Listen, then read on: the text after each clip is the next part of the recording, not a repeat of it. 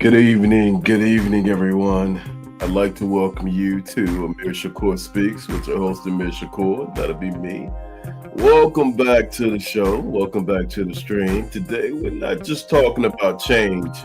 We're talking about a specific blueprint to make it inevitable, right? So if you're ready to level up, I guess we could say this is a minor masterclass, right? And they say the best way to predict the future is to create it. So we are creating our future. We're shaping it. We are talking about it for the next 30 minutes, maybe 45 minutes, and I'm going to show you exactly how to start building yours. So you're a social media influencer. If you are someone who has been engaged in campaigns and protests, this is what this show is all about, okay? So again, I wanted to welcome you to Amir Shakur Speaks with your host, Amir King 7 Shakur, that's me. And today we're we're on a good show. Like I said, it's like a mini masterclass. So, you know how we do. First of all, if you haven't, please follow, like, and subscribe. If you're new to the show, please feel free to come on in. If you want to get in our chat room with our chat VIPs, just go ahead and go to YouTube, and it's going to be the Amir Shakur Speaks broadcast channel, right? So again, if you want to come on into the chat room, we got folks in there already, and hello everybody out there in our VIP world, Ramona, Beth, all of the good folks out there. Just want to say hi to you guys. So if you want to have something to say, if you want to participate in the conversation, if you come to the broadcast channel and come to my station, you will be my special guest. You can come on. I'm going to open up the communication lines for communication and join in. So just we're going to get right to it. So again, I want to welcome you to Amir Shakur Speaks, broadcasting from the wonderful ABS Communication Studios in beautiful South Chicago. And we're bringing you the best of faith, politics, and urban, all done from an inspirational perspective, right? Okay, so, all right, make sure you hit that like button. Remember this, I always say this. You can quote me, your voice matters, so let's stand up and speak out. I want to say hello to my friends in Canada. We just passed 80,000 views. UK folks out there in good old England, merry old England, make some noise. And obviously my peeps in Chi-Town, the Thornton Township Citizens Action Committee, Chicago Social Justice Underground Network that is underground but not so underground, right? Let's see, got a few announcements before we get to it, so here's a couple. All right, so if you are in Illinois, just remember this week is primary week. Tuesday, March 17th is primary, and this is a massive day for voters. So just go ahead and be prepared to vote and make a change. And just remember that. Let me post that up too while I'm at it. I'm not gonna spend too much time on it. But just so we can, for the point of illustrating the point, this week, Tuesday, March 17th, is the Illinois primary, right? So who's up for election? That's the question of the hour. Who's up? Let's see. Who we got up for election, guys? Well, Tuesday, March 17th, we have U.S. Senate candidates are being to replace Senator Dick Durbin. We have the gubernatorial, J.B. Pritzker, very entrenched incumbent. He's running for re-election. And we got key county positions, key county races, right? So we got the board president, the assessor all on the ballot, and the U.S. House. So, and by the way, all 17 congressional seats are up for nomination. All right. So again, go ahead and get out and vote. And look, I got you guys the Schoolhouse Rock Go Vote sign logo. And most of you guys remember that. Some of you guys don't, but Schoolhouse Rock was the bomb back on Saturday mornings. Anyway. Yep. So remember, March 17th, and I think most polls open up at 6 o'clock, but check your board of elections for that. And Texas, North Carolina, and Arkansas just held their primaries this week. And Mississippi too. So, all right. So with that being said, let's get to the new segment. So I appreciate you guys on my new segment. Let me take the primary. Let's take the primary sign down. Let's take it down, y'all. And make your voice count and your vote count. Voice and vote, right, Ramona? All right. So hello, Canada, UK, and Chi-Town. Thank you. All right. So let me take that off, and then we're going to get to the new segment. So here's the new segment. If you guys, or if anyone wants to, feel free to write me at AmirShakurSpeaks@gmail.com. our new segment is Ask Amir Anything, and it's my crack at being like a Dear Abby type individual, but without being Dear Abby, right? So let's do it this way. Ask Amir Anything is the new segment, and people are all writing and they're calling in, and don't be afraid, don't be ashamed. You don't have to use your new or your actual name or any other kind of name. Just make up a name, whatever, and I'll address the scenario. And if I do use your scenario that you send in via email at Amir Shakur speaks at gmail.com, I'm going to write that up. I'm going to put that up. If I do use your scenario, then you can win a prize. Okay. I hate to go to the prize number, but no, really, I appreciate you guys' efforts, and we're going to get to it. But the Amir Shakur speaks pretty much gives us an insight to who and what's what and who's out there listening. So, don't be afraid to say who you are. Remember, you can send it to Amir Shakur speaks at gmail.com. So today's Ask Amir, this should be quite interesting. So this person actually sent me a picture, right? And I'm going to show the picture. I guess I'll read it. So this is the case of the birthday cake bandit. The case of the birthday cake bandit, y'all. So I need you to tell me, Dear Amir, okay, I'm sorry, let me do this right. Dear Amir, I need you to tell me if I am tripping or if my cousin Keisha is officially out of pocket. Oh, Lord, what did Keisha do? Last Saturday was my daughter's 5th birthday party. I went out, rented a bouncy house, and got a custom Elsa cake. I don't know what an Elsa cake is. That cost me a car payment. Wow, they must be pretty expensive. They must be good. Elsa cakes. Y'all know what Elsa cake is? And even my famous slap your mama mac and cheese, everything was going smooth. Even made my famous slap your mama mac and cheese. Everything was going smooth until the party ended.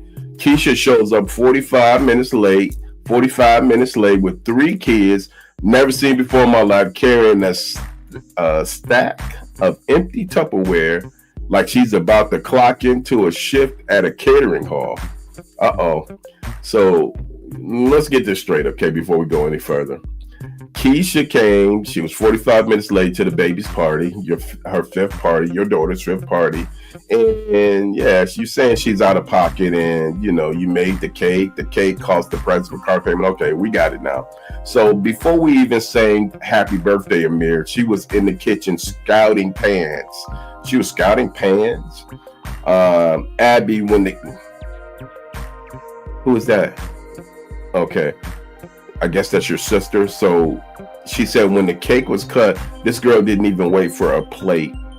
Or is her name Anne or whatever? Okay, anyway, she started tripping.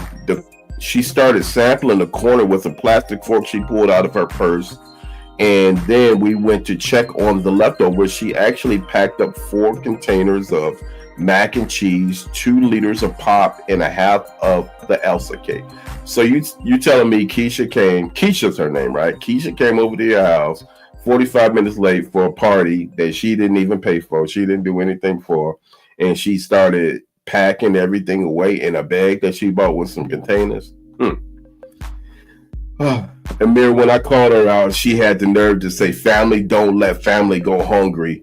And Elsa's the name. Elsa looked like she needed a tan anyway. She's mad at me because I don't get that part. But anyway, she's mad at me because she's banned from the Sunday dinner rotation until she returns my good Tupperware. Amir, am I wrong for putting a lock on my refrigerator next time she pulls up? All right, so let me make sure I got these names right. So Keisha came over your house. She was 45 minutes late for your daughter's birthday party with a bag that was filled with Tupperware, and she started taking everything and even a half of the Elsa cake. And who is Keisha now? Keisha is your cousin? Okay, I guess she's your cousin. Let me go back and read. Yep, she's your cousin. Okay. So, how do we handle this, y'all? Well, I'm gonna say slow your roll, take a deep breath. But keep that refrigerator locked, okay? Keep it locked, okay?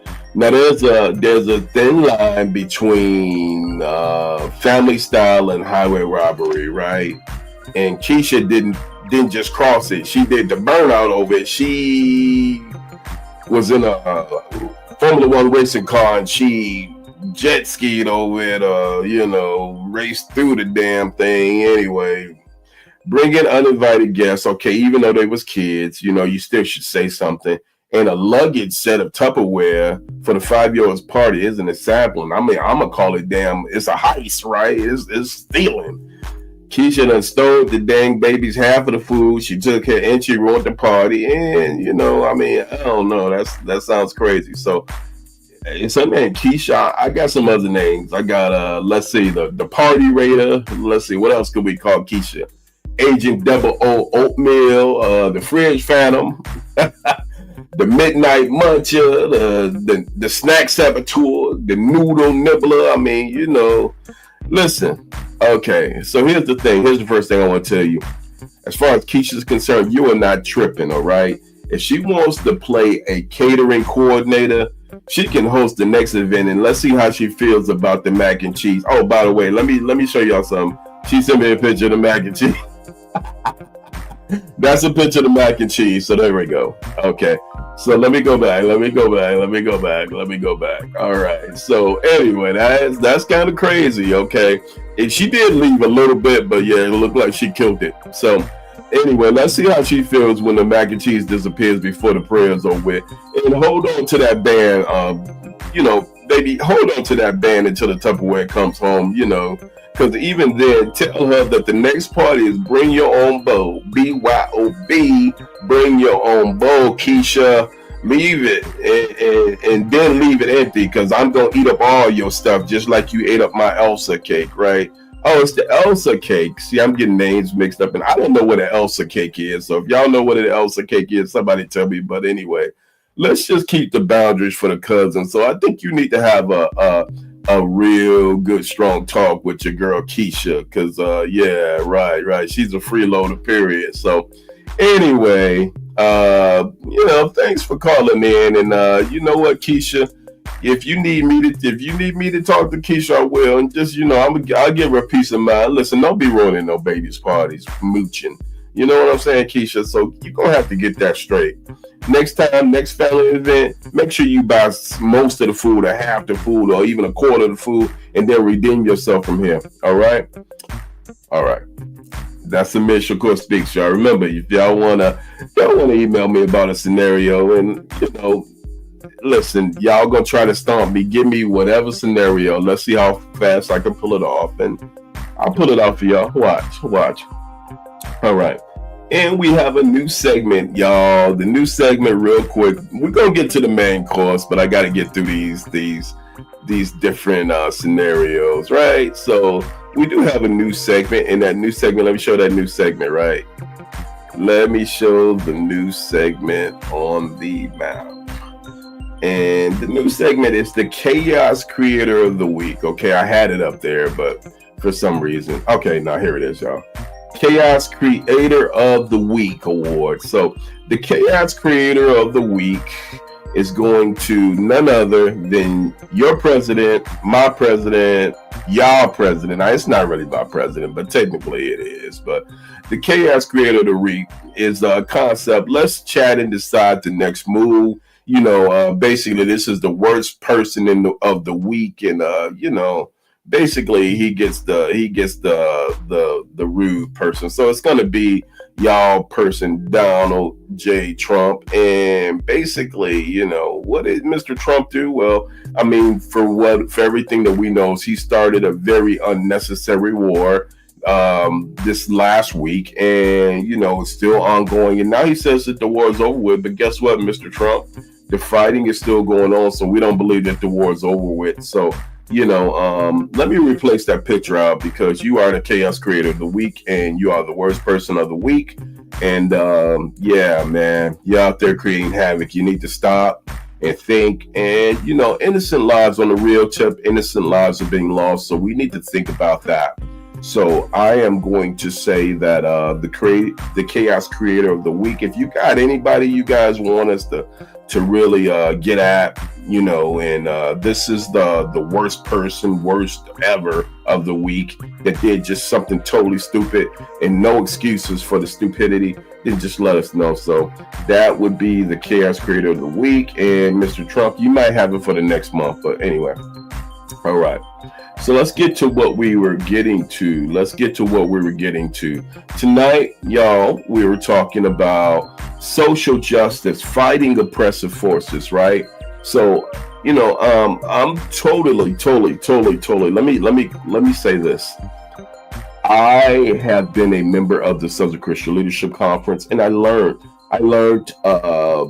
about non-violence and social justice. Also, being a person of education with criminal justice, that means the courts, that means the law, the police, the courts, and just this whole system and how they interact, right? So for me, it's always been near to me, and also me being a minister. So many years ago, 10 years back, 20 years back, or more than that, I'm losing count because I'm getting younger by the days. But anyway, I learned, and I had the opportunity to be with the SCLC, which is an organization that was started by Dr. Martin Luther King Jr. So when we're talking about social justice, we're talking about nonviolent resistance, and it's primarily defined. And Martin Luther King had his own philosophy. I'm going to give you guys a brief breakdown of what the philosophy is, just from the standpoint from what I knew. But I think it's an excellent way to start to talk about Martin Luther King. Dr. Martin Luther King Jr. is actually his proper name, so I like to codify people by their proper names.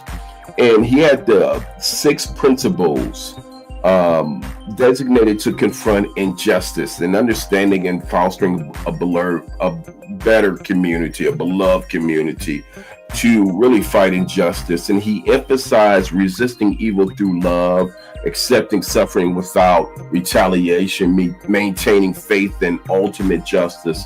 Well, I definitely learned about the 6 principles, and let's go to I'll tell you what, let me say the 6 principles, and at least the first one, and we'll talk about them, and I actually will show and emphasize, and it's a great segment. It's a great starting point. So nonviolence, number 1, nonviolence is a way of life for courageous people. If it's active, aggressive, nonviolent resistance to evil, it's not passive interaction. So his first principle was nonviolence is a way of life for courageous people.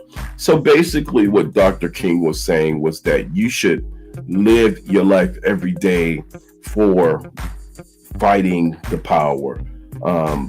I think that a lot of people want to fight. I think a lot of people have fight in them, but they don't know how to. I think people have their reasons for not speaking up, not standing out. So that's one thing. I do want to put this up on the board, and if you guys want to interact, yes. And I did see that comment, Ramona Ancient Orange, and yeah, he's the worst person anyway. So nonviolence is a way of life for courageous people. Now let's get to so that's the first principle of the 6. The second principle was nonviolence seeks to defeat injustice, not people. So Dr. King, I think, took a note straight out of the Bible, and he was saying that nonviolence seeks to defeat injustices, not people. Injustice.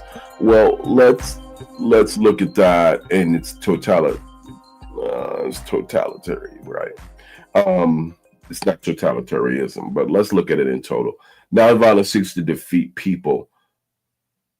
Injustice, not people. Nonviolence seeks to defeat injustice, not people. Let me share a video in reference to Dr. King's points of resistance, and I think it'll perfectly highlight exactly what we mean. So let's pull that up. I think it would be an excellent segue to really help us get this conversation going. So Let's see. This is 60 Seconds Civics from the Center for Civic Education. I'm Mark Gage. Today we discuss Martin Luther King Jr.'s sixth principle of nonviolence, that the universe is on the side of justice. King held that a love for one's adversaries was at the center of nonviolence and of the civil rights movement. King proposed that this type of love is possible because every person who believes in nonviolent resistance believes somehow that the universe in some form is on the side of justice. He emphasized that this belief unifies people and encourages them to endure blows and verbal assaults, and that they could gain strength from the notion that they stood on the side of justice. That's all for today's podcast. 60 Seconds Civic. So I think that particular segment is very important. Hold on, let me come back to the screen. I apologize, guys. So I think that specific principle is very important, and that's the last of the principles. And as the gentleman said, as the narrator said, and thank you for that. I think it's a very great explanation. The universe is on the side of justice. We've heard this quote before. The universe is bends towards justice. I mean, it's definitely a very popular Dr. King quote, and I am going to post that here. But let's say, let me just put that up. The universe is on the side of justice. A believer in nonviolence, I believe. I believe, and many of us believe that, you have to have deep faith in the future, right? Not the moral arc. The moral arc of the universe bends towards justice, right? I might be misquoting Dr. King, so I just don't want to try. But the moral arc of the universe bends towards justice. So, yes. So I think that freedom, for me, when we think about number 6, we think about how the universe and naturally people have a spirit of justice. And I say that with the matter of freedom.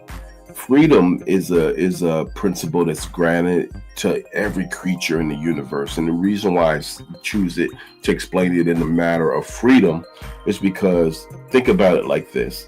If you were to cage a mouse, or if you were to corner a mouse, I would say, what would that mouse do? Try to get away, right? Because he doesn't want to be caged. He wants to be free. So I think that freedom is the principle that I can highlight for the 6th principle. The universe is on the side of justice, because the true nature of mankind, a human being, is they want freedom. They want freedom to practice their religion. They want freedom to live. They want freedom to speak. So I think that freedom is really the most universal concept when it comes to nonviolence. The second principle, and we'll go back, that was number 6. The second principle is nonviolence seeks to win friendship and understanding. It is the goal of reconciliation and redemption that nonviolence, I'm going to put that up, nonviolence seeks to win friendship and understanding.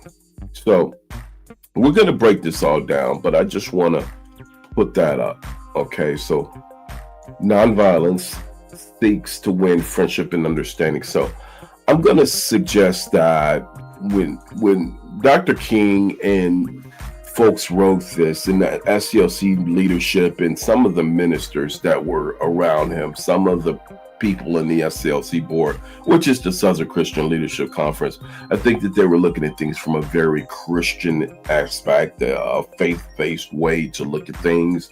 The contrast was Malcolm X and the Nation of Islam and the way that they did things. But I believe that for what it was for the time, I believe that this was the necessary thought process. And as history would show us, the winning thought process. So nonviolence, number 3, nonviolence seeks to defeat injustice, not people.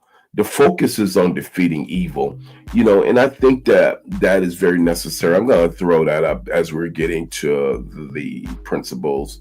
And then there's another illustration that we can come back to, video illustration. But nonviolence let me show that, seeks to defeat injustice, not people. So, again, when we're talking about these principles, we are talking about nonviolence from the standpoint of, our battle is waged against, it's not waged against flesh and blood, but principalities and spiritual wickedness in high places. It's a biblical principle, and I think that anyone can look at these principles and say, hey, I could see the parallel where they were thinking, where they got some of these concepts and where their mindset was at. So let's look at a highlighted video that highlights another one of Dr. King's principles. And then I'm going to go, and hopefully you guys are engaging here. Hopefully you guys are getting this, because I think it's very important. But let's look at another video that really talks about some more of Dr. King's principles.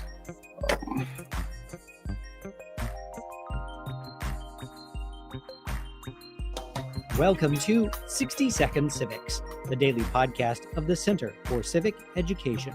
I'm Mark Gage. Today we discuss Martin Luther King Jr.'s second principle of nonviolence, which holds that nonviolence seeks reconciliation, not defeat of an adversary. King wrote that the nonviolent resistor seeks to attack the evil system rather than the individuals who happen to be caught up in the system. The goal of nonviolent resistance is reconciliation and redemption. It seeks to awaken a sense of shame within the oppressor and open his eyes to his own injustice. King was inspired by India's nonviolent struggle for independence. He noted that the hatred and bitterness that usually follows violence was not found in India because of the nonviolent methods of the independence movement. He hoped that the civil rights movement would have a similar effect in the United States. That's all for today's episode.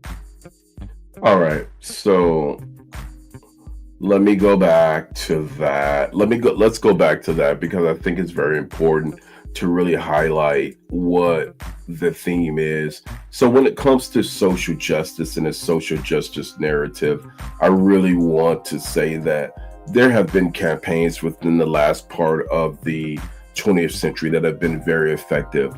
And, the principles that Dr. King had, which were 6 principles, they utilized these principles and they won the Voting Rights Act of 1960. I mean, they won major hurdles and victories that we still are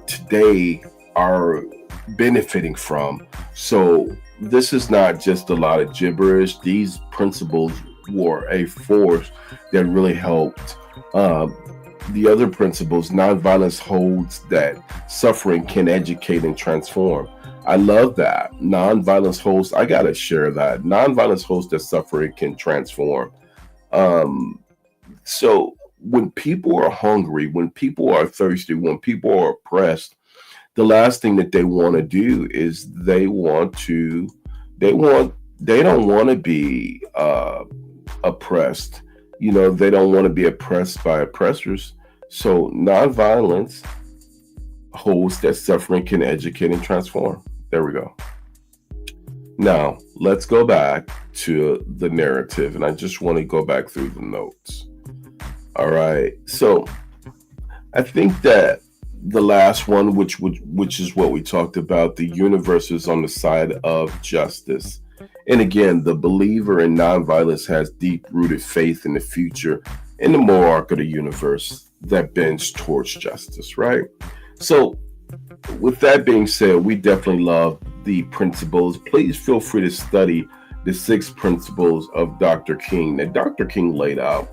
Now I'm going to give you some more principles, and the principles that I particularly used, and which were based upon Dr. King's, but these principles, and you can quote me, you can verify it, but I use these principles to formulate some of the biggest civil rights cases in America. We I led and coordinated with Dr. Frierson, Chaplain Frierson out in Manning, South Carolina, the Stinney case, which was the youngest person executed in U.S. history. And we helped overturn that down in South Carolina. And a lot of folks who remember the Stinney case um, definitely participated and coordinated that with a lot of folks on the ground, but one amongst the top three leaders of that campaign. Also, Tamir Rice in Cleveland, Ohio, coordinated that, rewrote the narrative, rewrote the script on that. So, it's definitely Tamir ultimately did not get justice because of some mishaps. But, I don't really talk about Tamir's case because a lot of things were done wrong. These principles that I'm going to lay out for you, I mean, I've worked for presidential campaigns. These principles that I'm laying out for you, and if you need references and for me to highlight, I'm going to. But if you're not a Dr. King, if you're not a Malcolm X, you can do these things. You can definitely do these things and utilize these things. So my suggestion is, these are everyday things that you can do. I'm going to share up some bullet points, and then I'm going to go into my last principle when it comes to just social justice and what it looks like. And I really want you guys to really pay attention to this. But let me do this just to kind of make it more interesting. So, number one, if you are going into a campaign, and this could be a fight against someone you want a legal battle in court, or this could be, maybe a job on the job situation, you can utilize these things. But these are things and steps that you can take. So the first one that I would suggest is, in order to start any battle, any fight, you want to documentate everything, right? Just documentate. And these are common sense things that most people can do, but for whatever reason, they don't. So, I mean, documentation is really what the first start of it is. The paper trail, right? Oppression thrives in shadows of he said, she said, people who are chaotic in mind, whether it's a legal battle, like I said, a workplace situation, or maybe a community grievance. Your strongest weapon is a meticulous record. Notate everything, right? So that's number one. All right. You guys can notate this. I'm going to try my best to help out here and just highlight everything on the screen for you. But, number one, documentate everything, right? Again, that's the start of a campaign. I mean, even the military, when we go into war, there's intelligence that comes. So documentate everything, right? And I think that is, number one. Number two, the log, right? The log, and documentation is the paper trail, but the log is just keep a journal of times, dates, specific actions, when things have come about, because there may be a time where you have to go back into it, right? So I think that's very important. And, a lot of my campaigns were because we documented everything. Intel is everything, right? Keep a chronological log of dates, times, names, and specific actions. Who, when, what, where, and how, right? You remember that, right? So those are the things that are really common sense things. And evidence means everything, y'all. Evidence means everything. Save emails, recordings, legal, photograph conditions, evidence is everything. I'm going to put that up on the screen and just follow me. I'm going to go through this real quick. Emails, recordings, photograph conditions, those are very important because, you're documenting what the situation is to the highest level of degree, because again, you're going to have to go back and show, and the burden of proof would have to be more than your word. I think a lot of people lose in battles because they approach it from an emotional standpoint. He don't like me, and I don't like him, and we can't get along, and that sort of thing. But in legal situations and even in battles, those are not effective arguments. The goal is to Here we go. We're gonna show it. The goal is to shift the burden of proof from your word into their documented behavior from a strategic circle. You want to isolate the target. You can't fight a system alone without proper documentation, right? So I just want to say that, again, that's where you want to make this fight real. You want to make it passionate, but stay away from the passion and emotion and bring the reality based by facts. When the fight started, who started it, who was around, who are the witnesses, the time frames, because those are things that you can use in order to help you on your battle later on down the way. All right. And the next thing I want to say is the brain trust. Find a small group of allies, right? And I'm going to share that in here, and I'm also going to share it in my concept. But my concept is based upon all of these principles combined, right? And I've used it time and time again. The brain trust, right? So what is the brain trust, right? The brain trust is before you go into a campaign. Let's say you're running for a political office. The first thing that I'm going to suggest that you do is find a small group of allies like legal minds, community elders, experienced organizers, and do an exploratory commission. Talk to these guys as far as how you proceed from here.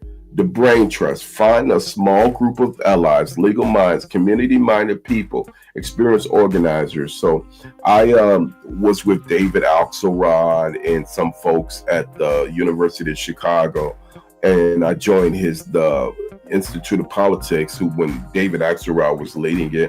And this is after he put the campaigns together for Barack and some more campaigns. But it was, he was, for those who don't know, David Axelrod and David Plouffe were the masterminds behind the Barack Obama campaign. And I spent the better part of a year learning from David Axelrod. So I think that, going down to the Institute of Politics, rubbing shoulders and elbows with folks down there, and I learned a lot, right?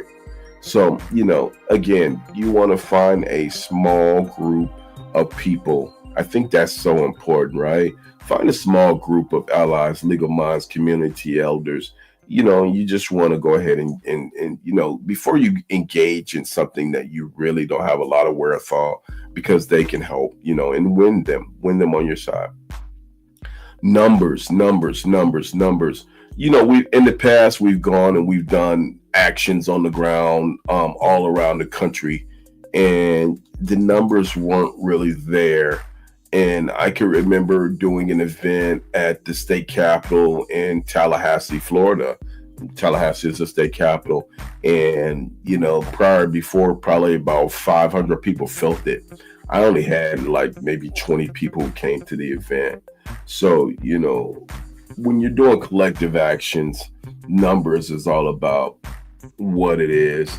But because I presented the event with my 20 people so well, when all of the news and the media came, and the majority of the media in the city came, 5 news stations, and they showed the event, they broadcasted like it was hundreds of people there, and it was only probably about 24 people.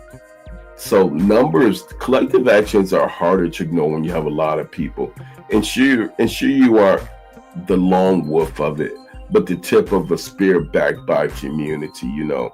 I've seen people, they say, we're going to do a campaign alone, and it's something that happened in the community. They want to empower people in order to rally against their side, or on their side, excuse me, but they don't envelop the community. So numbers mean a lot. When you're strategizing, be very strategic about numbers and how you reference numbers, right? So this is one of the things that are important as well. And I'm going to see if I can pace this up and quick it up. A little bit quicker pace, y'all. A little bit. This is very important as well. And let's talk about this, because let me see if I can post this. There we go. Control the narrative. If you don't tell your story, the opposition will tell it for you, and they'll make you the villain. So you want to control the narrative. You want to speak to your cause. You want to write it out, even when you're talking with media personalities, or when you're talking with news stations, or you're talking with stakeholders in the community. Tell the story from your aspect. Never let anybody take your voice away. I made a determination as a child that I would always speak from my own standpoint. This is very important when it comes to fighting against oppressive forces, because they want to control the narrative, they want to take it from you, and they will make you look like the villain. So just remember that. I really want you to notate that, because I mean, that's really one of the most important parts of it. The next part is the why. The why. You know, we talked about the who's, what's, when's, where's. Well, the why is important, because if you're clearly defining what it is, you know, what happened to you, the injustice that happened to you, I think that the why is very important. So I'm gonna post that. I just want you guys can always go back, but the why, clearly define the injustice, and why you were violated, why, you know, rule X, standard Y, you know, why they did what they did, you know, put it together, you know, don't let those cross. But, you know, it does tell a story. So the who's, what's, when's, where's, and why's. Why is very important. All right. This is another one. So I started off as a blogger. My blog was called One World, which was faith, politics, and people, all done from an inspirational perspective. And when I started out with 10 family members. The news wasn't coming out to tell our stories, right? So with that in mind, I then grew it to 200 people, grew it to 3,000 people, then 70,000 people. My blog, One World, I wrote every day. I wrote about things that affected the community every day, maybe several times a week. It had to be at least 5, and if I missed a day, it was rare. So, and it grew, and because it grew so much, and I gained a following, I decided later on to go to school, because I was already in school for criminal justice. I went to school for journalism, right? So my minor was journalism, my major was criminal justice. And I haven't looked back. That effort got me to CNN I Reports, which was a community reporter for CNN, and that took me to the Daily Cause, and it also took me, ultimately, it took me to the Huffington Post as a journalist, where I was published globally for the better part of 3 years. Thank you, Ariana Huffington. She's one of my mentors to this day. And if you guys want to go back and look at my Huffington Post stuff, I always talk about it occasionally, but you can. But I mean, we're talking several years back when they eliminated their contributing writers program. So I was a contributor. Anyway, the medium, use independent platforms, not platforms that have been bought and sold, newsletters, social media, local town halls, to get the facts out directly to the people before the official version is released. So that was one of the things that we had even done recently in Harvey, Illinois. You know, we use independent platforms to really get the word out. So by the time the officials came, you know, the information had already been chopped down and distilled. So that is a tactic that you guys can use. Use independent platforms, newsletters, any way that you can get to the public. If you can beat your opponent to it, if you can beat the opposite force to it, you know, do that. This one is important too, and we're coming to the end of this, but I just, hopefully this information is beneficial to you. And the reason why I'm highlighting is because I think a lot of the information is very important. But here's another one. Know the rules of engagement. To beat a system, you have to understand the mechanics to keep it running better than other people do. So what I'm saying is if you were going to fight a Mike Tyson, or if you were going to fight a Jean-Claude Van Damme in their heyday, their prime, would you fight them straight up with the tools and the resources that you have?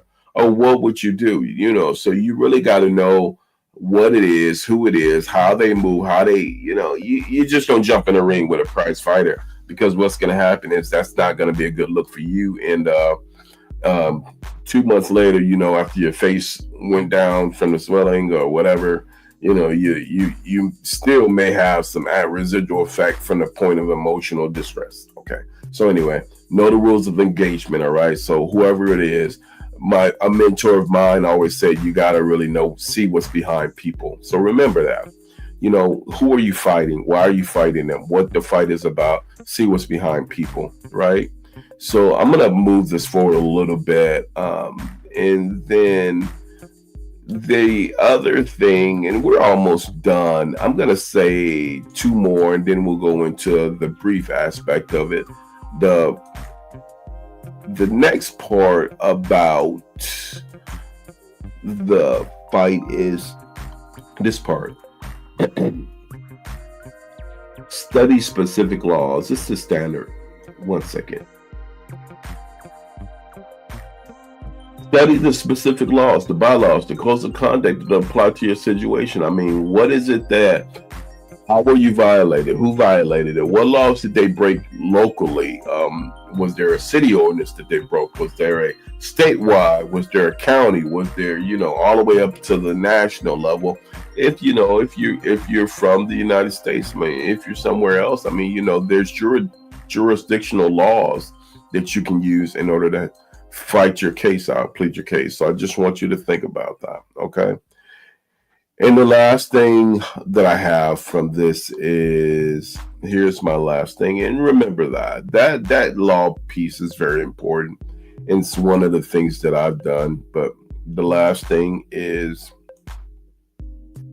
before I go into it, leverage. Identify the pressure points, right? Is it their public reputation, their funding, their legal compliance? Aim your efforts where it creates the most friction for their daily operations. Hey, listen, ring that bell. Bing, bing, bing, bing, bing, bing. Let people know who it is, the what's, when's, where's, and why's. And why is it that this person is like the worst person in the world? Why is it that this person is the chaos agent of the weekend? Keep telling that story, let it resound in folks' ear, because, if you keep telling this truth long enough, Donald Trump said, and he got it from, let's see, who did he get it from? Donald Trump got it from a historical figure, but if you tell a lie long enough, people start to believe it. Well, I think that if you tell it, in contrast, if you tell the truth long enough, people start believing it. So going back, I just identify their pressure points. What is their public reputation? If you see gaps in it, if you see problems, highlight it, right? So that's that. Snap. This is mine, and I'm going to share this with you. And this is the last one that I'm going to share with you. And hopefully this information is critical. And we will do a more advanced class, but this is just an introductory. So SNAP. What is SNAP? SNAP is, what I've used in a lot of campaigns. Support the advocacy on the ground, negotiate when possible, advocate, and then protest. So supporting the advocacy. So say, for instance, if it was a social justice campaign, the first thing is, you want to support who's on the ground, then negotiate when possible. If you can no longer support, then you start being the active negotiator. Bring your information, bring your wherewithal to the campaign. And when that doesn't work, then advocate directly for the protest. And for is protest, but it's a progression, and I call it SNAP. So you want to snap off, support the advocacy on the ground. That way, you know that you're not trying to jump in there with your limited knowledge, but there are people on the ground who've been fighting this campaign who know. Then you started negotiating after a certain amount of time. Okay, you met a lot of the stakeholders, so you can bring your own signature to the fight, to the battle. So that's when you negotiate, and when that is done, then you advocate directly. You start putting yourself in position to advocate as you know, from your standpoint, from what you're bringing to the table. Let these folks know what you have to offer, and then if that doesn't work, then you protest. So I call it SNAP, and it's a policy that I've used in a lot of my organizations that I've started, a lot of the groups, and as a leader, um, I use that to really change the disposition of a lot of different social justice battles. All right. So, all right. So we got through that, y'all. And I don't think we should go any further. I do want to say that, we wanna go ahead and build for the future. So if you think that this information was beneficial for you, then let's continue on, and we will have a master class based upon once a week based upon these various topics. The next is communications and public speaking. So if these are things that you guys are interested in, that you would want to learn more about, just from this perspective of someone who does these things, which is me and others, I will we'll put that together. So the final 5 minutes, I would say, don't just disappear. Let's build appreciation for one another. Let's go ahead and take these moments. And today was a good day. It was great. We managed to recap 3 different layers of principles when it comes to fighting oppressive forces. So let's continue to highlight. Just go back and rewind the video if you want.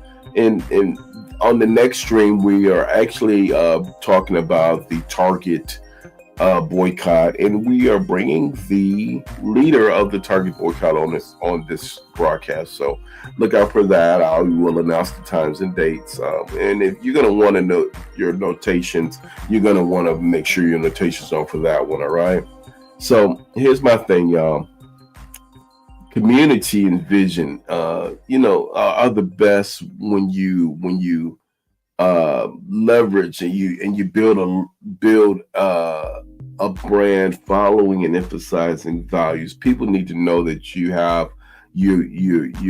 go with exception. You are hell bent on bringing excellence and values. So think about that, and even though that's our time for today, remember, these conversations on here don't have to stop when the screen goes black.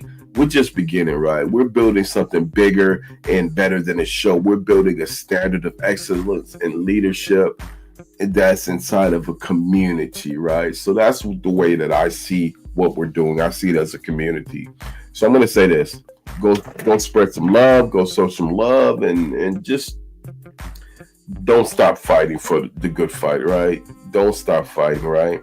So I appreciate y'all listening.